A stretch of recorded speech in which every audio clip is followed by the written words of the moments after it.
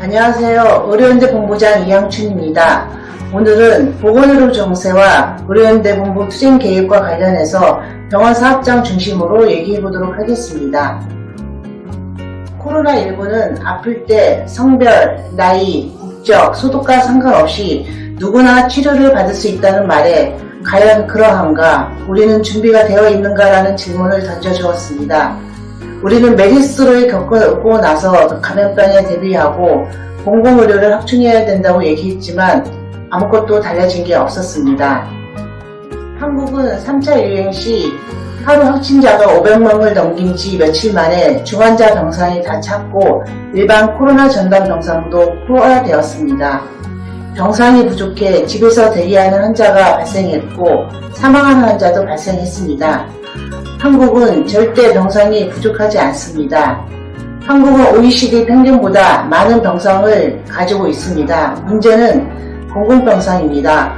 공공병상은 OECD 평균의 절반에도 못 미칩니다.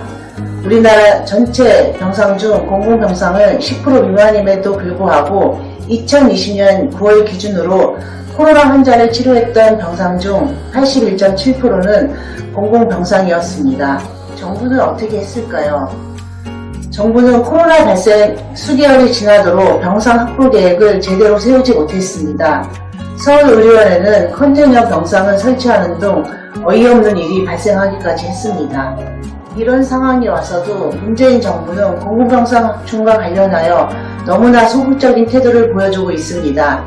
정부는 지역 공공병원을 신축하겠다고 발표했지만 진짜 병상이 부족한 곳들은 포함되지 않았을 뿐더러 신축하겠다고 발표한 곳도 단 3곳뿐입니다. 간호인력 부족 문제도 마찬가지입니다.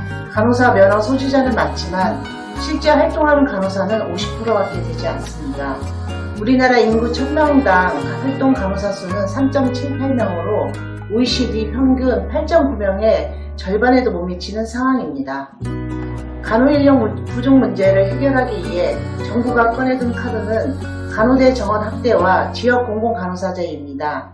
간호대 정원 확대는 수년간 추진되어 온 정책으로 전혀 현실을 바꿔내지 못한 실패한 정책이고, 지역 공공간호사제는 간호사들이 병원을 떠나는 근본적인 문제 해결은 없이 오히려 간호사들에게 족쇄를 채우고 빨대를 꼽는 정책입니다. 주요 법안 내용은 이렇습니다. 간호대 학생에게 4년 장학금을 지급하되 졸업 후 지역에서 5년간의 의무 복무를 해야 하며 이를 지키지 않은 시 장학금은 반납하고 면허를 취소시키겠다는 내용입니다. 정원을 늘려도 소용없었습니다. 이번엔 간호사들에게 의무 복무 불이행 시 면허 취소라는 강력한 족쇄를 달겠다는 것입니다. 간호사들이 퇴사하는 이유는 열악한 근무 조건입니다. 도망가지도 못하는 간호사들이 병원에 투입되면 병원은 열악한 노동 조건에 개선할 이유도 사라지게 됩니다. 문재인 정부는 한국형 뉴딜이라는 이름으로 포장한 의료 영리화 정책을 적극적으로 추진하고 있습니다. 첫 번째로 첨생법입니다. 첨단 재생 의료는 사람의 세포나 유전자를 조작하여 병을 치료하는 방식을 말하는데요. 개발 중인 약이나 진단 및 치료 방법들은 효과와 안정성을 알아보기 위하여 임상시험을 3단계에 거쳐 진행하게 됩니다. 이런 임상시험을 거치고 확대하여 바이오의약품들이 상품으로 나올 수 있게 하겠다는 것이 이 법안의 주요 내용입니다. 새로운 치료법을 빠르게 해보는 것이니 아무 문제 없을까요? 절대 아닙니다. 오히려 더 위험합니다. 현재 임상 이상을 시험해본 것 중 약 54%만이 최종 심판 허가가 됩니다. 원래대로 시장에 내놓지 못할 약이나 치료법들이 이제 마구잡이로 시장에 나오게 된다는 것입니다. 두 번째로는 건강서비스 법안입니다. 이 법안의 내용은 병원에 쌓인 정보를 활용하여 건강관리를 잘 할 수 있게 해주겠다는 건데요. 말로는 좋게 보이지만 실제로는 웨어러블 기기를 통해 수집되는 개인 건강 정보를 모아 민간 기업에 전달하고 이를 상품화하겠다는 것입니다. 서울시장으로 당선된 오세훈 시장이 적극 추진하고 있는 스마트워치가 바로 그것입니다. 오세훈 시장은 내가 코로나에 걸렸는지 안 걸렸는지 시계만 차면 알 수 있다고 홍보했습니다. 시계만 차면 건강해질 수 있을까요? 맞춤형 건강증진 상품, 맞춤형 건강관리 서비스 등으로 포장하고 있는 이 사업은 당신의 의료건강 정보를 팔아 상품으로 둔갑시키는 것 뿐이고, 결국 이윤을 보는 것은 웨어러블 기계를 판매하는 민간 기업일 뿐입니다.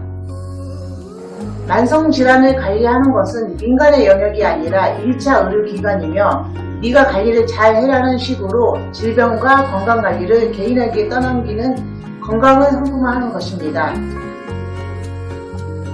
보건의료 부문의 정책이 영리화 정책이라면 문재인 정부의 노동정책은 어떨까요? 국립대병원 비정규직 정규직화는 마무리가 되었을까요? 현재 부산대병원은 여전히 정규직화가 진행되지 못했고, 비정규직 노동자들은 계속 투쟁 중에 있습니다. 국립대병원 비정규직이 정규직화되면 비정규직이 없는 완전한 병원이 되었을까요? 우리나라 90%가 민간 병원입니다. 어느 병원을 가든 안정된 의료 서비스를 제공받기 위해서는 공공과 민간 구분 없이 안전한 병원이 되어야 합니다. 정부는 공공부문이 선도적인 역할을 하여 민간 영역에도 상시 지속적인 업무는 정규직으로 채용하는 것을 정상화하겠다고 했습니다. 의료연대 본부의 사립대병원 내에서도 상시 지속 업무들이 비정규직 노동자들로 채워져 있습니다. 2년마다 사람이 바뀌면 회복도 제대로 되지 않고 숙련도도 낮아지고 그 피해는 고스란히 환자에게 돌아갑니다. 민간 사립대 병원들에서도 비정규직 정규직화가 이루어져야 합니다. 그래야 환자가 안전한 병원이 되지 않을까요? 국립대병원도 아직 마음을 놓아서는 안 됩니다. 정부는 비정규직 정규직 전환과 아주 상반되게 청년 인턴제, 기간제 비정규직을 또다시 도입하고 확대하려 하고 있습니다. 또한 유연근무제, 시간선택제 등 불안정한 일자리를 미일 가정 양립이라는 것으로 포장하고 경영평가에 반영해서 경영평가 결과를 예산 지원 사업과 연계하겠다고 발표한 바 있습니다. 그렇다면 이에 맞선 우리 의료연대 본부는 어떤 투쟁 계획을 가지고 있지 살펴보도록 하겠습니다. 첫 번째로 간호인력 충원 투쟁입니다. 의료연대 본부는 간호사 1인당 환자 수 법제화, 간호간병 통합서비스 병동 인력기준 상향 및 확대, 코로나19 병동 중증도별 인력기준 마련을 요구하며 투쟁을 진행하고 있습니다. 그리고 우선적으로 열악한 간호 현실을 외면한 채 간호사들의 발목에 족쇄를 채우는 지역 공공간호사제 법안 폐기 투쟁을 진행하고 있습니다. 우리가 함께 할 수 있는 행동들이 무엇이 있을까요? 핸드폰을 꺼내봅시다. 지역 공공간호사제 법안을 발의한 최현숙 의원에게 항의 문자를 보냅시다. 여기 적혀있는 번호로 지역 공공간호사제 폐기 내용을 담은 문자를 적극적으로 보내시면 됩니다. 두 번째로는 국립대병원 공동투쟁입니다. 의료연대 본부 국립대병원들과 보건의료노조 국립대병원 노동조합이 모여 지난 5월 7일 국립대병원 노동조합 공동투쟁 연대치를 발족하였습니다. 7가지 공동의제를 가지고 공동투쟁을 진행합니다. 현재 이 내용을 가지고 교육부 면담을 진행하고 있으며 국립대병원에 발생하는 현안 문제 해결과 의료 공공성을 위한 투쟁들을 진행할 것입니다. 세 번째로 사립대병원 분회들의 투쟁입니다. 사립대병원 회의를 통해 사립대병원 분회들의 각 현황을 공유하고 공통으로 겪고 있는 문제들에 대해 공동투쟁하려고 하고 있습니다. 사립대병원에서도 비정규직 없는 안전한 병원을 만들기 위해 공동투쟁을 진행할 것입니다. 마지막으로 의료공공성 강화 투쟁입니다. 6월 30일 동네방네 공공성 구석구석 노동권 공공수노조 투쟁, 그리고 우리 의료연대가 함께하는 그런 투쟁을 진행할 것입니다. 동네방네 우리가 있는 구석구석에 친근한 병원 노동자가 있음을 의료 공공성의 요구가 다같이 들릴 수 있도록 함께 투쟁합시다.